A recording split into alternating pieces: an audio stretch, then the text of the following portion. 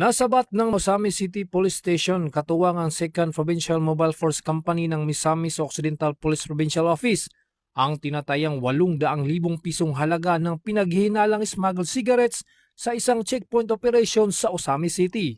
Bandang alas 11:10 ng gabi noong Hunyo 25, naharang ang isang puting multicab minivan sa border control point sa Barangay Labinay, Osamis City. Sa isinagawang inspeksyon, nabigo ang driver na magpakita ng mga kinakailangang dokumento para sa sasakyan at kargamento. Sa masusing pagsusuri, nadiskubre ng mga operatiba ang 20 kahon ng Berlin cigarettes na pinaghihinalang smuggled at may tinatayang market value na 800,000 pesos. Dinala sa kustodiya ng Osamis City Police Station ang sospek kasama ang mga nakumpiskang kontrabando at ang sasakyan para sa tamang dokumentasyon at disposisyon. Patuloy ang mahigpit na checkpoint at border control operations ng Misamis Occidental PPO laban sa pagpasok at pagbiyahe ng smuggled goods. Hinihikayat din ng publiko na agad i-report sa mga otoridad ang anumang kahina-hinalang transportasyon o illegal na aktibidad upang mapigilan ang pagkalat ng kontrabando sa komunidad.